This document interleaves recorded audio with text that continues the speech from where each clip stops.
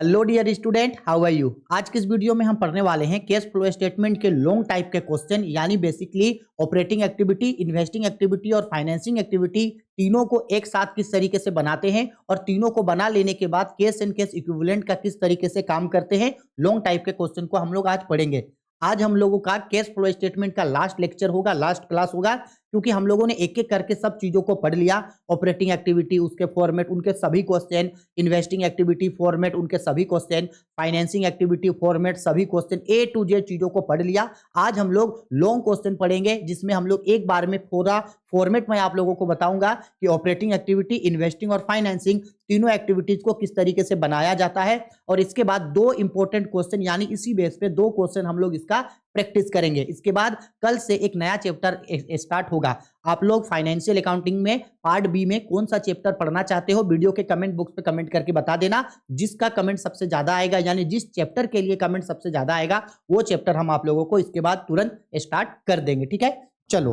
अब बेसिकली हम लोग ये जो कैश फ्लो स्टेटमेंट तीनों एक्टिविटीज को बनाते हैं, वो एक्चुअल में बनता कैसे है उसका थोड़ा सा आप लोग बेसिक समझ लो। बेसिकली होगा क्या, देखो ना, जब हम लोग क्वेश्चन बनाएंगे तो तीनों एक्टिविटी को एक ही फॉर्मेट के अंदर बनाएंगे। हम क्या बोल रहे हैं, जब हम लोग क्वेश्चन बनाएंगे तो तीनों एक्टिविटी को एक ही फॉर्मेट बनाएंगे। सपोज कर लो ये हम लोगों का क्या होगा, तीनों एक्टिविटीज को बनाने का फॉर्मेट। ठीक, इसके बाद सबसे पहले हम लोग पॉइंट नंबर ए करके सबसे पहले हम लोग सोल्व करेंगे ऑपरेटिंग एक्टिविटी को। क्वेश्चन को अच्छा से पढ़ना है और सबसे पहले हम लोगों को काम किसका करना है भाई, ऑपरेटिंग एक्टिविटीज का। ऑपरेटिंग एक्टिविटीज, ये जो हम लोगों का ऑपरेटिंग एक्टिविटी होगा, उसको जो बनाने का फॉर्मेट है उससे बना देंगे। अब ऑपरेटिंग एक्टिविटी का एक आंसर निकल करके आएगा, जिसको हम लोग बाहर दिखाएंगे। ये आंसर या तो प्लस में आएगा या माइनस में, किसी में भी आ सकता है। सिमिलर उसी तरीके से ऑपरेटिंग के बाद हम लोग इन्वेस्टिंग एक्टिविटीज को सॉल्व करेंगे। ऑपरेटिंग के बाद किसको सॉल्व करेंगे हम लोग, उसी फॉर्मेट में आगे हम लोग इन्वेस्टिंग एक्टिविटीज को सॉल्व करेंगे। ठीक है, इसका भी एक फॉर्मेट आंसर आएगा, इसका भी आंसर या तो प्लस में आएगा या माइनस में। सिमिलर उसी तरीके से जो थर्ड एक्टिविटी होता है फाइनेंसिंग एक्टिविटीज, हम लोग उसको भी सॉल्व करेंगे। ठीक है, फाइनेंसिंग एक्टिविटीज उसको भी हम लोग सॉल्व करेंगे। ठीक है सर जी, तो जब फाइनेंसिंग एक्टिविटी सॉल्व करेंगे तो इसका भी आंसर प्लस या माइनस में आएगा। तीनों एक्टिविटीज बन जाने के बाद क्लोज करेंगे। अब इन तीनों एक्टिविटीज का आंसर को जोड़ेंगे, इन तीनों के आंसर को जोड़ेंगे। जोड़ करके या तो ये प्लस में आएगा या माइनस में आएगा। अगर प्लस में आएगा तो इसको हम लोग नाम देंगे net case increase. Net case increase का नाम देंगे। और सपोज कर लो कि अगर ये माइनस में आया तो इंक्रीज के जगह क्या वर्ड यूज करेंगे, डिक्रीज। नेट केस इंक्रीज या decrease in case and case equivalent. Net case increase and case equivalent, ये लिखेंगे। ठीक है, अब जब ये देखो, ये आंसर अगर प्लस में आएगा तो लिखेंगे net case increase in case and case equivalent. अगर माइनस में आएगा तो लिखेंगे net case decrease in case and case equivalent. ठीक है सर जी, इसके बाद हम लोग यहाँ पे ऐड करेंगे। ऐड क्या करेंगे, opening balance of, opening balance of case. Actual में सिर्फ केस का बैलेंस नहीं, केस के साथ साथ जो बैंक होगा, यानी जो केस एंड केस इक्विवेलेंट होता है, उसको ओपनिंग बैलेंस को ऐड करेंगे। तो जब ऐड करेंगे ना, तो ऐड करके अपने आप जो हमारा यहाँ जो है वो क्लोजिंग बैलेंस अपने आप आ जाएगा। ओपनिंग बैलेंस को ऐड करेंगे केस का, तो अपने आप आ जाएगा closing balance of case. Closing balance of case. अगर ओपनिंग को जोड़ करके, अगर ये opening cash and case equivalent को जोड़े और अगर ये क्लोजिंग बैलेंस के बराबर आ गया, इसका मतलब है कि ऑपरेटिंग एक्टिविटी, इन्वेस्टिंग एक्टिविटी और फाइनेंसिंग एक्टिविटी सही बना है। और अगर जोड़ करके मान लो ये बराबर नहीं आया, तो समझ जाना कि ऑपरेटिंग, इन्वेस्टिंग और फाइनेंसिंग में कुछ ना कुछ गलत है। आप वेरीफाई इजी तरीके से कर सकते हो।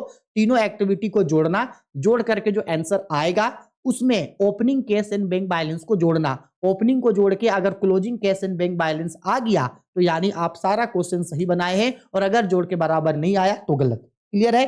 अब एक प्रॉपर फॉर्मेट अब हम आप लोगों को बताते हैं। सबसे पहले उसमें ऑपरेटिंग एक्टिविटी का सब चीज होगा, फिर इन्वेस्टिंग का होगा, फिर फाइनेंसिंग का। ठीक है, यही सेम चीज को अब एक फॉर्मेट के वे में हम लोग समझते हैं। देखो, चलो देखो जी, यहाँ पे देखो हेडिंग क्या लिखा गया है। हेडिंग लिखा गया है इनडायरेक्ट मेथड, क्योंकि डायरेक्ट मेथड लॉन्ग में नहीं पूछता है। Format for cash flow statement for the year ending करके क्लोजिंग ईयर लिखते हैं और यहाँ लिखते हैं as per accounting standard revised Indian accounting standard 7। Basically accounting standard 3 और इंडियन अकाउंटिंग स्टैंडर्ड 7 के रिगार्डिंग आता है। देखो इसका ये फॉर्मेट है। अब ध्यान से समझना, सबसे पहले हम क्या बोले हैं, ऑपरेटिंग एक्टिविटी होगा। तो देखो यहाँ पे सबसे पहले 1 नंबर दे के लिखा है cash flow from operating activity. सबसे पहले हम लोग क्या करेंगे भाई, ऑपरेटिंग एक्टिविटी को लिखेंगे। अब बताओ तो ऑपरेटिंग एक्टिविटी में कैश फ्लो स्टेटमेंट कैसे बनता है? सिंपल बात है, ऑपरेटिंग एक्टिविटी में सबसे पहले प्रॉफिट चाहिए। तो देखो यहाँ पे लिखा है नेट प्रॉफिट बिफोर टैक्स, यानी कि प्रॉफिट लिखेंगे। इसमें ऐड करेंगे हम लोग, किस चीज को ऐड करते हैं, ऐड करते हैं non operating expenses and losses को ऐड करते हैं। तो देखो सारे non operating expenses and losses में देखो आपका डेप्रिसिएशन हो गया, preliminary expenses, discount on issue of share, discount on issue of debenture, goodwill, trademark, copyright, amortisation, यानी ये सब जो डिक्रीज होता है, जो हम आप लोगों को पहले पढ़ाए हैं सेम। सबसे पहले ऑपरेटिंग एक्टिविटी निकालेंगे, इंटरेस्ट ऑन लोन या डिवेंचर या बोरोइंग्स।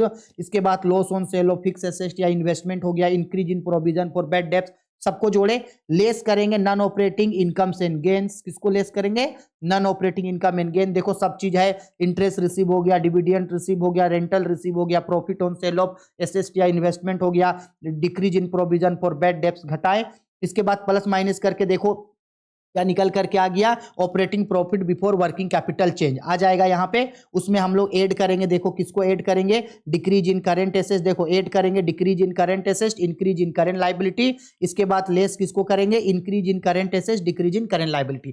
जो ऑपरेटिंग एक्टिविटी का फॉर्मेट है डिट्टो वैसा ही निकालेंगे। अब जब सब चीज कर लेंगे तो लास्ट में देखो ऑपरेटिंग एक्टिविटी का मेरा आंसर निकल करके आएगा। ये ऑपरेटिंग एक्टिविटी या तो प्लस में आएगा या माइनस में। प्लस में आएगा तो cash flow from operating activity, minus में आएगा तो उसको ब्रैकेट में दिखाएंगे और लिखेंगे cash used in operating activity.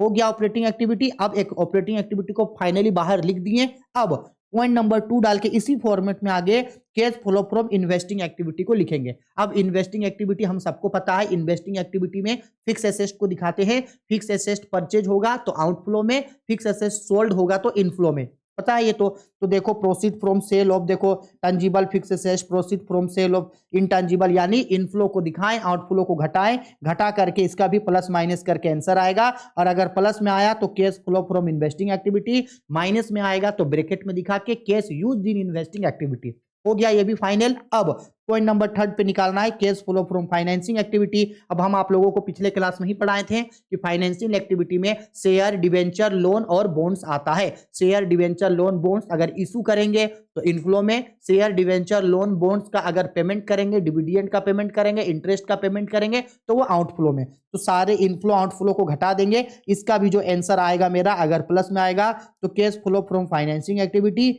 Minus में आएगा तो cash used in financing activity. हो गया। अब जब तीनों एक्टिविटीज बन जाएगा तो तीनों एक्टिविटीज को जोड़ करके मेरा यहाँ एक आंसर आएगा। तीनों एक्टिविटी को जोड़ेंगे, अगर कोई माइनस में आया है तो उसको घटा देंगे। तीनों एक्टिविटी को जोड़ना है, अगर कोई माइनस में आया है तो घटा देंगे। इसके बाद जो मेरा बन के आएगा वो क्या कहलाएगा, नेट कैश इंक्रीज। अगर प्लस में आएगा तो नेट कैश इंक्रीज, या माइनस में आया तो net cash decrease in cash and cash equivalent. देखो 1 2 3 यानी ऑपरेटिंग, इन्वेस्टिंग, फाइनेंसिंग तीनों को जोड़ देंगे। इसके बाद क्या करेंगे, जोड़ के जब आ गया, अब इसमें हम लोग किसको ऐड करेंगे, ऐड करेंगे cash and cash equivalent in the beginning of the year. Beginning मतलब ओपनिंग, ओपनिंग बैलेंस को जोड़ेंगे। अब कैश एंड कैश इक्विवेलेंट में क्या क्या आता है, तो इसमें कैश इन हैंड आ सकता है, cash at bank, cash at bank से बैंक ओवरड्राफ्ट को घटा के दिखाएंगे, short term deposit, marketable security. ये 4 चीज मेरे लिए क्या होता है, कैश एंड कैश इक्विवेलेंट आता है। अब इन सबको जोड़ने वाला आइटम अगर होगा तो जोड़ेंगे, और जोड़ने के बाद अगर ये मेरा क्लोजिंग बैलेंस के बराबर आ गया, cash and cash equivalent end of the year closing balance के बराबर आ गया तो क्वेश्चन सही बना है। ये जो मेरा यहाँ पे आंसर निकल करके आएगा ये क्लोजिंग के बराबर होगा। अगर बराबर आया तो क्वेश्चन सही बनाए हैं, और अगर बराबर नहीं आया तो मेरा गलत आया है। ठीक है। अब समझो, सपोज कर लो हम बोल रहे हैं तीनों एक्टिविटी को बनाते समय हम लोग जब ऑपरेटिंग एक्टिविटी बनाएं, ये देखो सपोज कर लो ऑपरेटिंग एक्टिविटी में हम लोगों को 30,000 रुपया प्लस में आया, 30,000 किस में आया, प्लस में आया। ठीक। इसके बाद इन्वेस्टिंग एक्टिविटी में 22,000 रुपया प्लस पे आया, 22,000 प्लस पे आया। लेकिन फाइनेंसिंग एक्टिविटी जब बनाए तो सपोज कर लो कि 52,000 रुपया हम लोगों का आया है माइनस में, सपोज कर लो। अब तीनों को जोड़ेंगे, यानी ऑपरेटिंग में कितना आया है, 30,000 रुपया प्लस पे आया है, इन्वेस्टिंग में 22,000 रुपया प्लस पे आया है, तो जोड़ करके ये कितना हो गया, 52,000 रुपया हो गया। ठीक है, और इसके सपोज ये 50,000 है, इसके बाद फाइनेंसिंग एक्टिविटी में माइनस में कितना है, 50,000, तो ये घट जाएगा, याद रखना ये घट जाएगा, तो प्लस माइनस करके लास्ट में कितना बचेगा, 2,000। इस 2,000 रुपया को हम लोग यहां बाहर दिखाएंगे cash and cash, net cash increase या डिक्रीज के नाम से, यानी तीनों एक्टिविटी को जोड़ेंगे, तीनों एक्टिविटी के आंसर को जोड़ेंगे, और अगर उसमें से अगर कोई मेरा माइनस होगा तो उसको घटा देंगे, घटा करके जो एक आंसर निकल करके आएगा उसमें कैश एंड कैश इक्विवेलेंट के ओपनिंग बैलेंस को जोड़ेंगे, तो अपने आप मेरा क्लोजिंग बैलेंस निकल करके आ गया। अगर इतना निकल गया तो सही है, अगर क्लोज ओपनिंग को जोड़ के क्लोजिंग नहीं आया तो समझ जाना कि कहीं ना कहीं कुछ ना कुछ गलती हुआ है। ठीक है, चलो अब एक बार इसका अच्छा से आप लोग चाहे तो स्क्रीनशॉट ले लो। ठीक है, दिखा दे रहे, चाहे तो इसका स्क्रीनशॉट ले लो, नहीं तो अभी जो है तो हम लोग क्वेश्चन तो बनेबे करेंगे।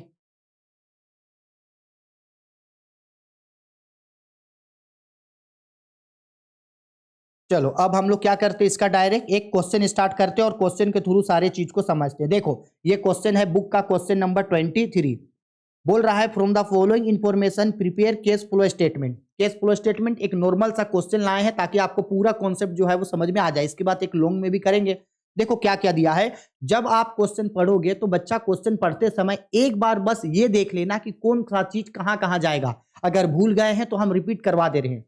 कोई भी current asset, current liability, profit loss, expenses and losses, income and gain, क्या बोले, current asset, current liability, profit loss, expenses and losses, income and gain, ये सब चीज जाएगा ऑपरेटिंग में।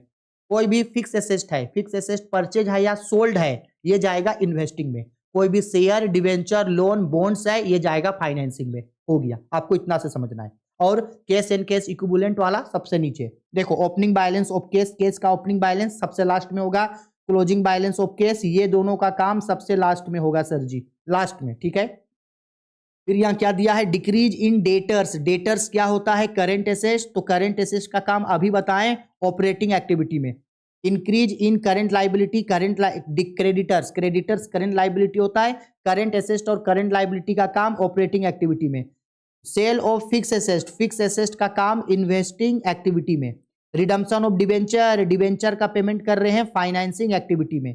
इसके बाद net profit for the year, profit and loss का काम इन्वेस्टिंग में, समझ ऑपरेटिंग में, समझ में आ गया। एक बार क्वेश्चन जब आप पढ़ोगे तो आपको एक बार समझ लेना है कि भाई कौन सा चीज को कहां कहां दिखाना है, और क्वेश्चन देके हड़बड़ाना नहीं। एक दो क्वेश्चन थोड़ा सा हार्ड लगेगा, एक दो बार क्वेश्चन जब प्रैक्टिस करोगे तो आपको डिटेल्ड में समझ में आ जाएगा। बस आपको ये याद रखना है कि कौन सा चीज को कहां दिखाया जाता है।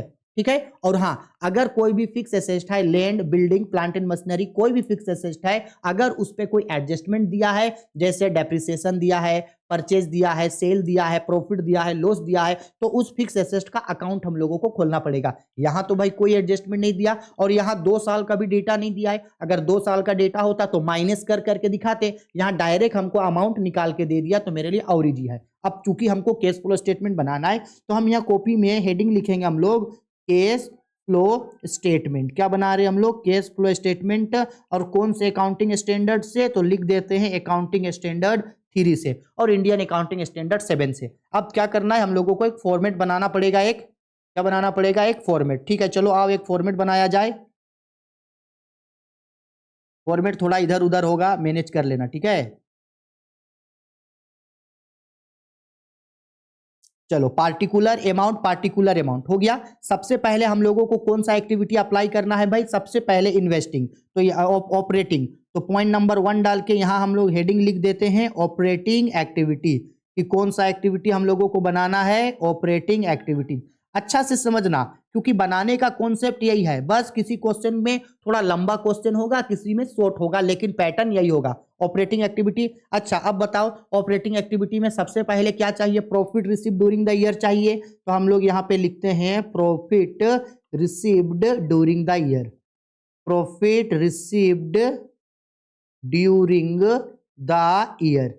अच्छा, वर्ष के दौरान कितना का प्रॉफिट हुआ, तो देखो ना, ये साफ साफ यहाँ क्वेश्चन में नहीं लिखा है, प्रॉफिट फॉर द ईयर 20,000, तो यही तो ऑपरेटिंग का प्रॉफिट है 20,000। ठीक है, इसके बाद बताओ ऑपरेटिंग प्रॉफिट हो गया। अब फॉर्मूला के रिगार्डिंग हम लोग इसमें क्या ऐड करते हैं, ऐड करते हैं non operating expenses and losses, non operating expenses and losses. Question में कुछ भी non operating expenses and losses नहीं दिया तो इसको खाली छोड़ देंगे। इसके बाद लेस किसको करते हैं, लेस करते हैं हम लोग non operating income and gain, non operating income and gain, non operating income and gains. Question में non operating income and gain भी कुछ नहीं दिया, खाली छोड़े। यानी यही हम लोगों का जो 20,000 आया है, यही 20,000 हम लोगों का क्या आया है, यही 20,000 हम लोगों का आया है आपका यही 20,000 आएगा हम लोगों का working operating profit before working capital change. क्या आएगा, operating profit before working capital change आ गया। अब बताओ फॉर्मूला के रिगार्डिंग अब इसमें हम लोग को क्या ऐड करना होता है, तो इसमें हम लोग ऐड करते हैं डिक्रीज इन करेंट एसेट और इंक्रीज इन करेंट लायबिलिटी को। ऐड किसको करते हैं हम लोग, decrease in current asset and increase in current liability. तो अब हमको देखना है कौन सा करेंट एसेट जो है वो डिक्रीज हुआ है और कौन सा करेंट लायबिलिटी जो है वो इंक्रीज हुआ है। ठीक है, चलो एक बार क्वेश्चन में आओ। तो देखो यहाँ पे हम लोगों को क्या बोल रहा था, देखो ये decrease in debtors, debtors current asset होता है, करेंट एसेट घट रहा है कितना से, 5,000 से घट रहा है, तो करेंट डेटर्स घट रहा है तो हम लोग इसको जोड़ेंगे। क्या घट रहा है भाई, डेटर्स घट रहा है कितने से, 5,000 से, तो 5,000 को जोड़ेंगे। इसके बाद एक और करंट लायबिलिटी हम लोगों का दिया था, देखो क्या दिया हुआ था, क्रेडिटर्स इंक्रीज हो रहा है कितना से, 7,000 से, तो इंक्रीज हो रहा है क्रेडिटर, क्रेडिटर करंट लायबिलिटी होता है, करंट लायबिलिटी बढ़ रहा है तो हम इसको जोड़ेंगे। 7,000 रुपया को हम लोग क्या करेंगे, क्रेडिटर्स इंक्रीज हो रहा है तो इंक्रीज इन क्रेडिटर्स के नाम से हम लोग जोड़ेंगे 7,000। ठीक है, अब इसके बाद घटाया किसको जाता है, घटाया ठीक इसका उल्टा को जाता है, घटाया जाता है increase in current asset, increase in current asset and decrease in current liability. इस कोई भी करेंट एसेट ना तो इंक्रीज हुआ है ना करेंट लायबिलिटी डिक्रीज हुआ है, कुछ नहीं है, कुछ नहीं है तो कुछ नहीं होगा। तो चलो अब इसको हम लोग क्या करेंगे, फाइनली अब इनको हम लोग इसको प्लस माइनस करेंगे यहां से। अब इसको फाइनली यहाँ पे हम लोग लिख रहे हैं। तो देखो भाई ये हम लोग का यहाँ पे 20,000 आया, 20,000 में 5,000 जुड़ेगा, 25,000, 25,000 में 7,000 जुड़ेगा तो ये कितना आएगा, 32,000 रुपया फाइनली निकल करके आया है। और इस 32,000 को हम लोग फाइनली अब बाहर दिखाएंगे। यानी ये कौन सा एक्टिविटी से बना है, ऑपरेटिंग एक्टिविटी से ये बना है 32,000। ठीक, अब इसी 32,000 को हम लोग क्या नाम देंगे, इस 32,000 को हम लोग नाम देंगे cash flow from operating activity, cash flow from operating activities. यानी जो हम लोग ऑपरेटिंग एक्टिविटीज बनाए हैं उससे कितना रुपया आया है, ये 32,000 रुपया आया है। एक एक्टिविटी खत्म। ये जो फाइनल अमाउंट को हमेशा ट्राई करना कि बाहर में दिखाना, सब बना लेने के बाद लास्ट में जो फाइनल आंसर आएगा उसको बाहर दिखाना, क्योंकि इसमें टैक्स तो नहीं था तो टैक्स को नहीं घटाएं। चलो ऑपरेटिंग एक्टिविटी हम लोगों का हो गया। अब हम लोग इसको क्या करते हैं भाई, अब हम लोग इसको और आगे बढ़ाएंगे। ऑपरेटिंग तो हो गया, अब हम लोग को इन्वेस्टिंग भी चाहिए ना, तो यहाँ पे हम लोग पॉइंट नंबर 2 करके हेडिंग पुट करते हैं और यहाँ लिखते हैं इन्वेस्टिंग एक्टिविटीज। ठीक, अब बताओ तो जरा था इन्वेस्टिंग एक्टिविटीज में जो है वो किस चीज को दिखाया जाता है, तो इन्वेस्टिंग एक्टिविटीज में दिखाया जाता है कोई भी फिक्स एसेट को अगर सेल करेंगे तो इनफ्लो में, परचेज करेंगे तो आउटफ्लो में, और वो जो आपका जो गुडविल डिक्रीज होता है उसको दिखाया जाता है आउटफ्लो में। ठीक है, यहाँ देखते हैं कौन कौन सा फिक्स एसेट है। चलो इसको थोड़ा सा कर देते हैं यहाँ से इरेज, हटा देते हैं सबको। देखो फिक्स एसेट में यहाँ पे एक ही फिक्स एसेट हम लोगों का दिया गया है, सेल ऑफ फिक्स एसेट के नाम से, कितने का, सेल ऑफ फिक्स एसेट है 20,000 का। ठीक है, तो ये इनफ्लो में जाएगा, सेल ऑफ फिक्स एसेट 20,000, तो हम लोग भी यहाँ पे मेंशन करते हैं भाई सेल ऑफ फिक्स एसेट 20,000 का है, तो मेंशन करते हैं सेल्स ऑफ फिक्स्ड एसेट, कितना का फिक्स एसेट बेचे हम लोग, 20,000 रुपया का। इसके अलावे और कुछ नहीं है, यानी इसको हम लोग कर देते हैं क्लोज, और यही 20,000 रुपया हम लोग क्या दिखाते हैं, बाहर। क्योंकि देखो और कोई फिक्स एसेट हमको नहीं बोला है, कोई फिक्स एसेट और नहीं दिया है, तो यही 20,000 रुपया इनफ्लो में होगा। तो इसी को हम लोग किस नाम से मेंशन करेंगे, इसको 20,000 को लिखेंगे हम लोग cash flow from investing activities, cash flow from investing activities, क्योंकि भाई और तो किसी तरीके का कोई भी फिक्स एसेट नहीं है तो नहीं जाएगा। ठीक है, अगर कोई फिक्स एसेट परचेज करते तो आउटफ्लो में दिखाते और माइनस करके आंसर जाता। दो हो गया। अब हम लोग तीसरा क्वेश्चन बनाते हैं, कौन सा एक्टिविटीज से, फाइनेंसिंग एक्टिविटीज। तो यहां हम लोग मेंशन करते हैं फाइनेंसिंग एक्टिविटीज। ठीक है, अब बताओ फाइनेंसिंग एक्टिविटीज से जब हम लोग क्वेश्चन बनाएंगे तो हम लोग इसमें शेयर डिवेंचर लोन बॉन्ड्स को दिखाएंगे। तो चलो दिखाते हैं, कोई शेयर डिवेंचर लोन बॉन्ड दिया है। हाँ देखो, रिडम्पशन ऑफ डिवेंचर बोला 50,000 का, यानी कि डिवेंचर का पेमेंट किए हैं कितना का, 50,000 का। इसके अलावे और कोई भी जो है वो फिक्स एसेट मेरा दिया हुआ नहीं है। ठीक है, चलो 50,000 रुपया घट रहा है तो हम लोग इसको आउटफ्लो में दिखाते हैं। किस नाम से दिखाएंगे, रिडम्पशन ऑफ डिवेंचर के नाम से। कोई भी चीज इशू नहीं किए हैं, सिर्फ डिवेंचर का पेमेंट कर रहे हैं, कितना रुपया, 50,000। तो ये तो माइनस में जाएगा, घटाने वाला आइटम को ब्रैकेट में। अब जब सब हो गया तो अब इसको हम लोग फाइनली करेंगे बाहर, इसको हम लोग अब दिखाएंगे फाइनली। ठीक है, रुक जाओ एक मिनट, इसको क्लोज करेंगे और इस 50,000 रुपया को हम लोग दिखाएंगे बाहर, क्योंकि ये माइनस करने वाला है। ठीक है, अब 50,000 को बाहर और इसको हम लोग फाइनली यहां से कर देंगे क्लोज। अब चूंकि ये माइनस में आया तो इसको हम लोग मेंशन करेंगे यहाँ पे, case used in financing activity. Financing activity में आया 50,000 रुपया का लॉस। तीनों एक्टिविटी बना दिए, ऑपरेटिंग एक्टिविटी पहले बनाए, फिर इन्वेस्टिंग, फिर फाइनेंसिंग। ऐसे ही आपको क्वेश्चन को अच्छा से एक बार पढ़ लेना है और जो चीज जहां पुट हो रहा है उसको एक एक करके पुट करना है। क्वेश्चन देख के डर नहीं जाना है कि बाप रे इतना बड़ा क्वेश्चन है कैसे बनेगा। इत्मीनान से पहले ऑपरेटिंग को आराम से बनाना, उसके बाद इन्वेस्टिंग को बनाना, इसके बाद फाइनेंसिंग को तोड़ तोड़ के बनाना। इतना बड़ा, कितना भी बड़ा क्वेश्चन हो उसको देख के डर मत जाना, आराम से इत्मीनान से बनाते जाना। ठीक है, चलो अब जब तीनों एक्टिविटी बन गया तो यहाँ पे मेरा नेट केस इंक्रीज या डिक्रीज आएगा। तो आप एक बार क्या करना ना, रफ में इन सबको जोड़ के देखना कि भाई ये बढ़ रहा है या घट रहा है। देखो, ऑपरेटिंग एक्टिविटी से कितना का प्रॉफिट, ऑपरेटिंग एक्टिविटी से कितना का इनफ्लो हुआ, 32,000 का, इन्वेस्टिंग में 20,000 का, तो ये हो गया 52,000 और माइनस हो गया फाइनेंसिंग में 50,000। तो इन तीनों को जोड़ेंगे तो बताओ 32,000 और 20,000 प्लस में है तो प्लस में 50,000 होगा और माइनस का 32,000 और 20,000, 52,000 प्लस में है, माइनस करेंगे 50,000 तो 2,000 रुपया बचेगा। हाँ सर बिल्कुल 2,000 बचेगा। तो ये जो हम लोगों का 2,000 बचा ये तो प्लस में बचा, बिल्कुल। अब ये जो प्लस में बचा है इसको हम लोग क्या बोलेंगे, इसको हम लोग बोलेंगे net case increase, net case increase in case and case equivalent, net case increase in case and case equivalent. ठीक है, और ये कैसे आया, तो 1 + 2 + 3 यानी तीनों एक्टिविटी को जोड़ के आया है 2,000। ठीक है सर जी, हाँ ठीक है। चलो अब क्या करेंगे, अब तो हमको पता नहीं है कि क्वेश्चन सही बनाए या गलत। रूल है, ये जो मेरा 20,000 आया है इसमें हम लोग ऐड करेंगे, किसको ऐड करेंगे पता है, ऐड करेंगे हम लोग ओपनिंग बैलेंस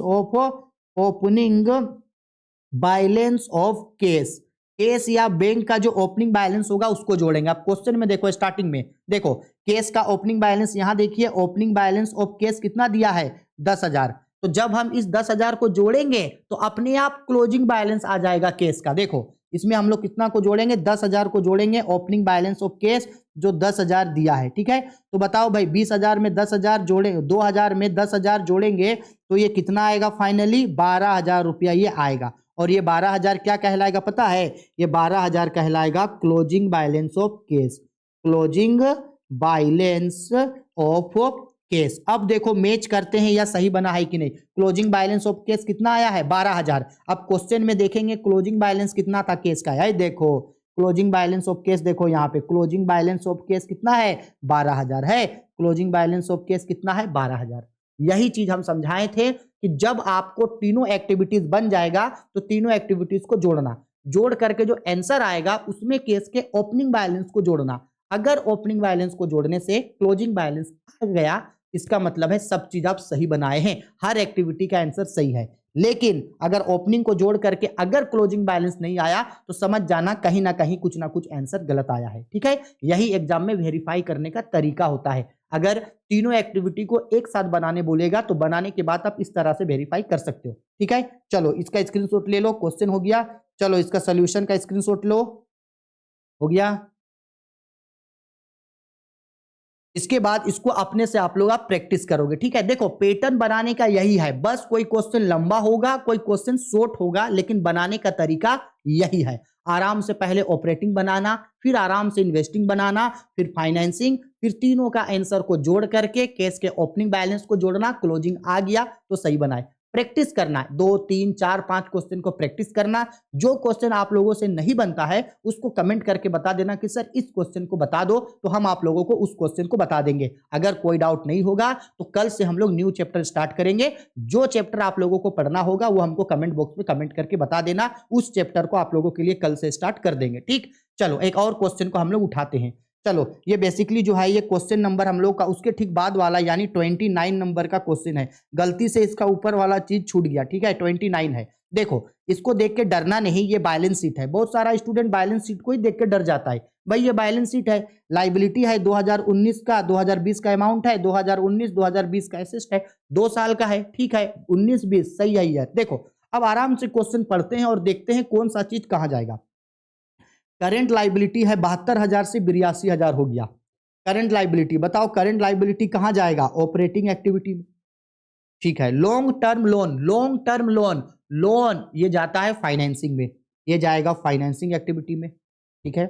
कैपिटल, कैपिटल कुछ नहीं होता है, कैपिटल प्रॉफिट का हिस्सा होता है, कैपिटल प्रॉफिट का ये जाएगा ऑपरेटिंग एक्टिविटी में, ठीक है।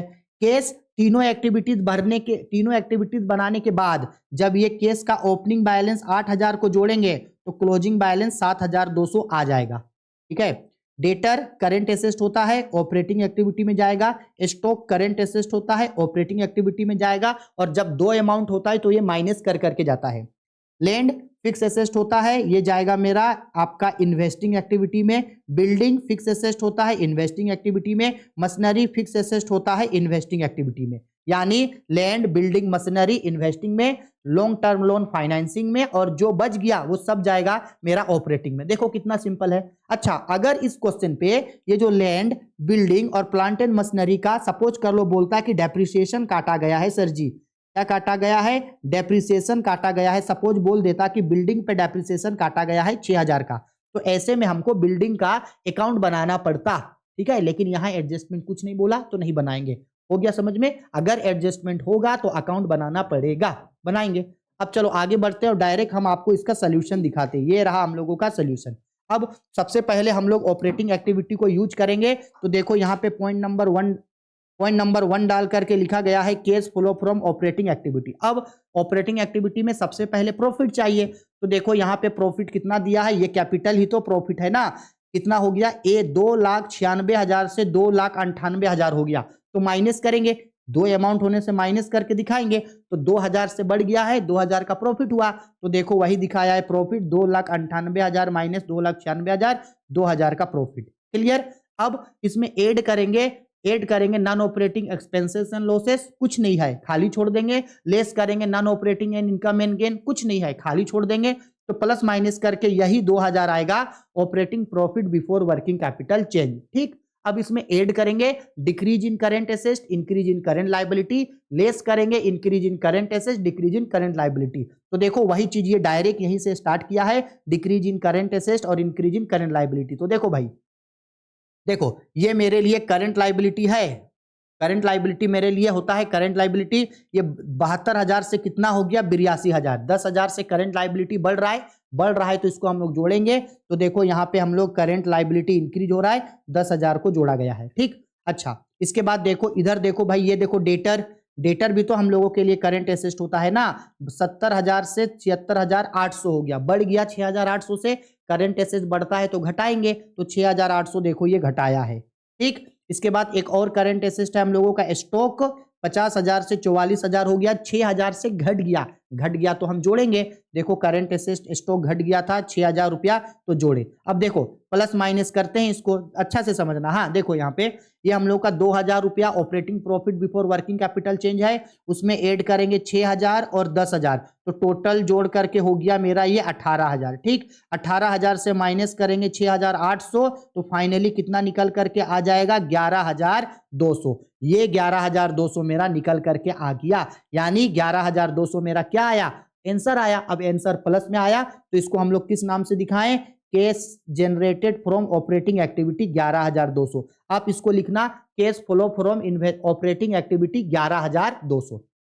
ठीक है, अब हम लोग बनाते हैं इन्वेस्टिंग एक्टिविटी। तो देखो यहाँ पे पॉइंट नंबर 2 डाल के देखो हेडिंग लिखा गया है cash flow from financing activity. अब हमको फिक्स एसेट दिया था, अब फिक्स एसेट को देख के पता लगाना है कि कौन इंक्रीज या डिक्रीज हुआ है। जो इंक्रीज होगा उसको हम लोग क्या किए हैं, इंक्रीज होगा तो उसको हम लोग परचेज किए हैं आउटफ्लो में, और डिक्रीज होगा तो उसको सोल्ड किए हैं इनफ्लो में। तो देखो भाई बिल्डिंग 40,000 से कितना हो गया 60,000, यानी 20,000 से बढ़ गया, बिल्डिंग बढ़ गया यानी 20,000 का बिल्डिंग परचेज किए हैं तो इसको आउटफ्लो में दिखाएंगे। तो देखो यहाँ पे आउटफ्लो में दिखाया है परचेज जो बिल्डिंग 20,000 कैसे हुआ, 60,000 माइनस 40,000 तो घट के कितना हुआ 20,000। ठीक, इसके बाद क्या दिया है भाई, एक और लैंड बिल्डिंग 1 लाख, लैंड तो बेचे हैं सॉरी खरीदे हैं, बिल्डिंग 1 लाख से 1,10,000 हो गया, ये भी 10,000 से बढ़ गया यानी परचेज किए हैं इसको भी। ठीक है, 1,10,000 माइनस 1 लाख। ठीक है, तो कितना रुपया परचेज होगा भाई